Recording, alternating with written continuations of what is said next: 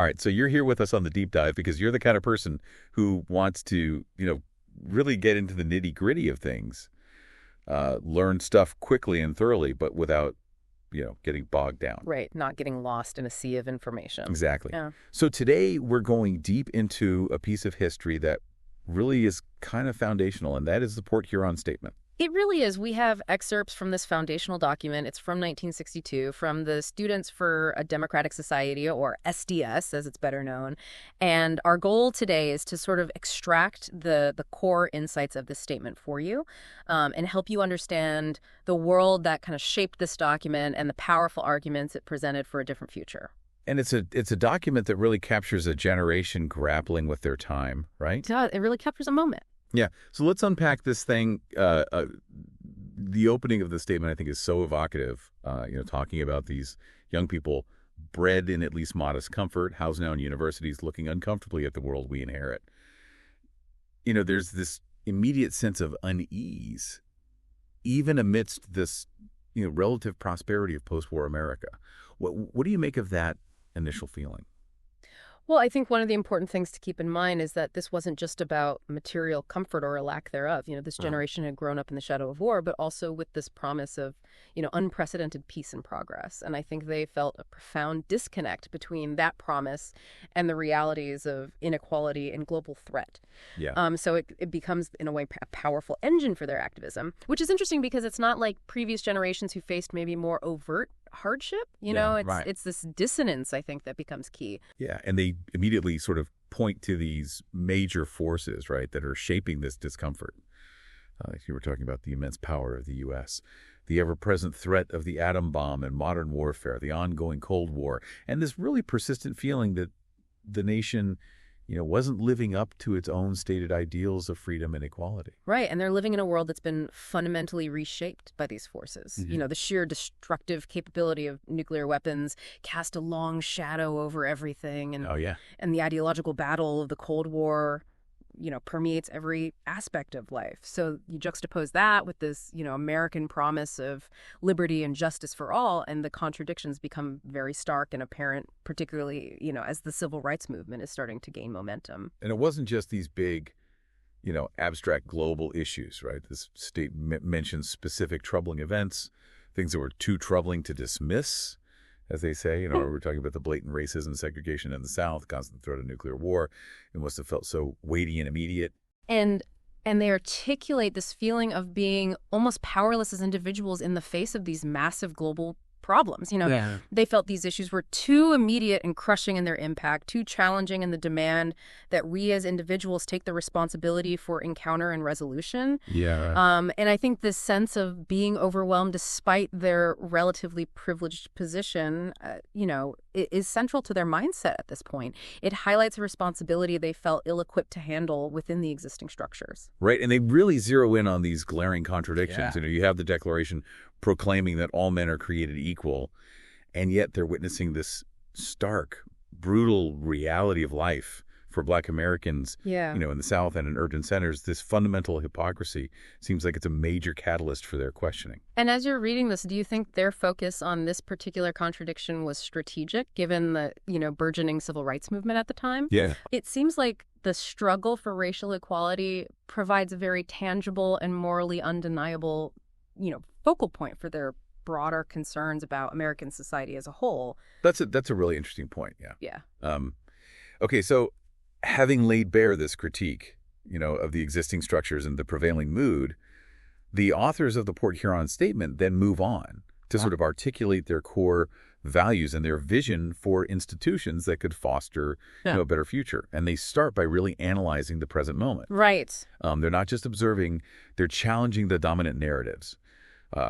Take, for instance, this idea of the proclaimed peaceful intentions of the United States, while simultaneously engaging in, massive military buildup during the Cold War, just didn't compute. Exactly. And they identify these intolerable paradoxes, right? Yes. So you have this immense potential for destruction from nuclear weapons existing alongside incredible technological advancement. So it's like progress itself, has this double edge to it. Right. Then you have the vast majority of the world's population, living in poverty, While some nations experience this kind of superficial abundance and this early recognition of the dangers of uncontrolled exploitation of natural resources, it's striking how many of these issues are still so intensely relevant today. It really is. And their critique wasn't limited to just these global contradictions, right? They also turn a critical eye on the American political system itself. They saw this national stalemate policies that were ambiguous and tradition-bound instead of informed and clear.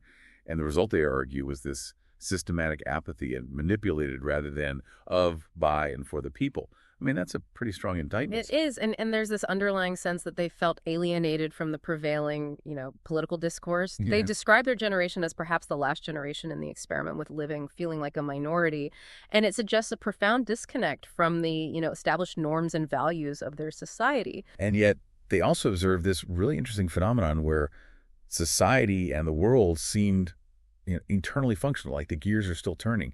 But simultaneously, there's this pervading feeling that there simply are no alternative, and this sense of a lack of vision, a feeling that real change is impossible, seems to have been incredibly frustrating for them.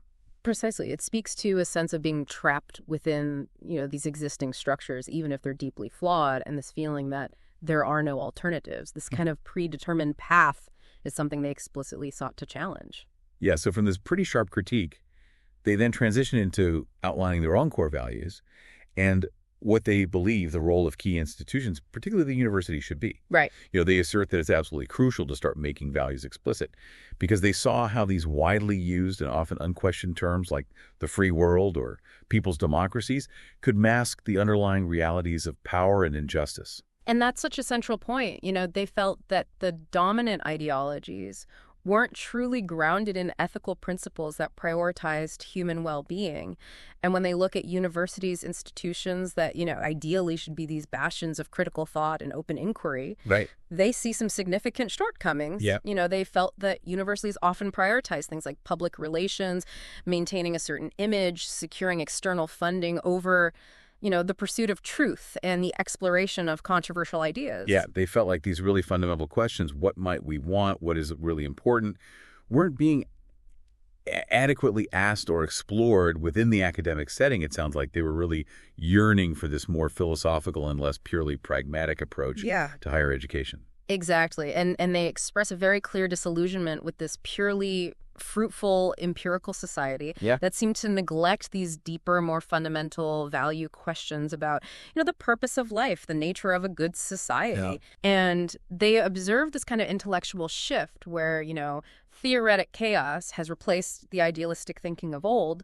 And in their analysis, this shift leads to a decline in hope for meaningful change and the normalization of this more cynical, tough-minded worldview that often dismissed idealism as naive. But even amidst this fairly critical assessment, there's a strong undercurrent of optimism in this statement. Isn't there this fundamental belief in these unfulfilled capacities for reason, freedom, and love that they saw as inherent in every individual? Absolutely. And while they critique the way that individuals were often treated and perceived in 20th century society as manipulated, feeling inherently incapable of directing his own affairs, right, they fundamentally reject this view. They have this very strong belief in this human potential for self-cultivation, self-direction, self-understanding, and creativity, and felt that many societal structures were unnecessarily limiting, the realization of this potential. And this is where their really crucial concept of participatory democracy comes into play, right? It's their core idea for how to actually empower individuals and create this more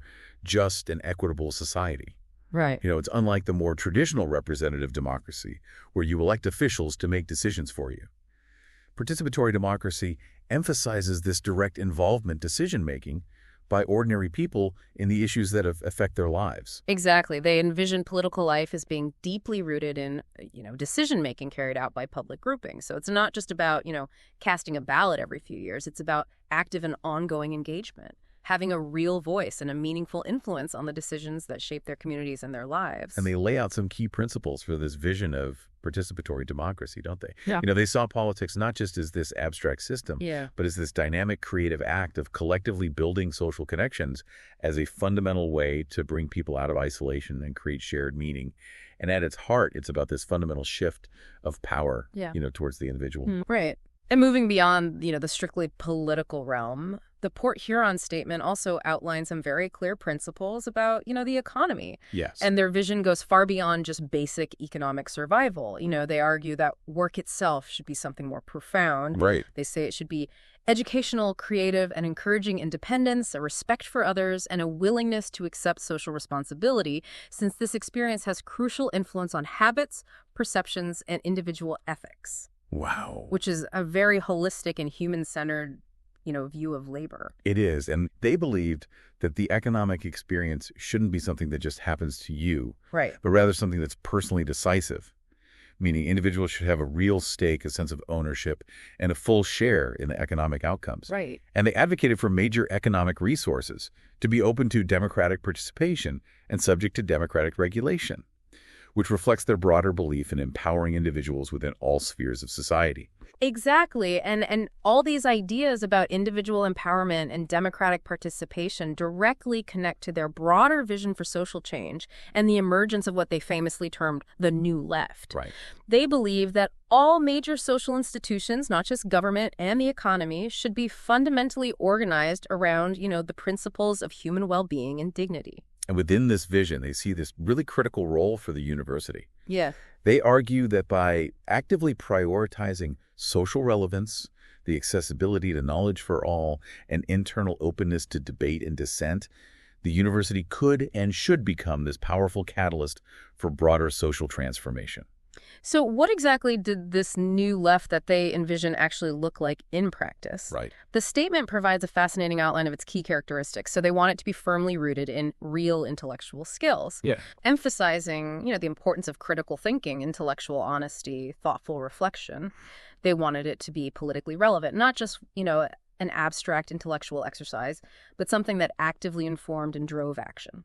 Right. And they envision it as a decentralized movement distributed in significant social roles throughout the country, not just confined to university campuses. Okay, so this is not just an ivory tower kind of movement. Not at all. Yeah. It was intended to be a broad and inclusive movement, encompassing young people who'd come of age in this post-war world, bringing together individuals from liberal and socialist backgrounds. Wow.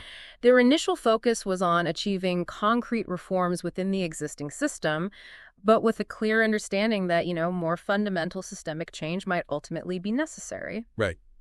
And they had this really practical idea of starting by addressing, controversial issues at the local level as a way to combat the widespread national apathy that they observed. And I think one of the most vital aspects of their vision for this new left was its ability to transform modern complexity into understandable human issues.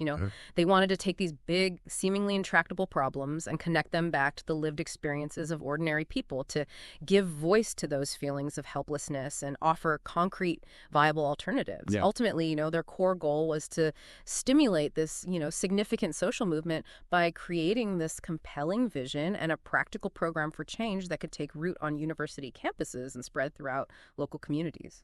So as we bring this deep dive to a close, it's clear that the Port Huron Statement offers a really powerful and comprehensive critique of American society in the early 1960s. It's driven by this profound sense of unease among a generation that on the surface seemed to have everything, yet recognized these deep injustices and looming dangers in the world around them. Absolutely. And the statement, compellingly highlights the significant and often painful gap between the stated ideals of America and the lived realities of so many, particularly concerning, racial equality. Right. It raises fundamental questions about the nature of progress, the direction in which society was heading, and it places this, really strong and enduring emphasis on the often untapped potential of individuals and the critical need for, greater participation in shaping their own lives in the communities in which they live.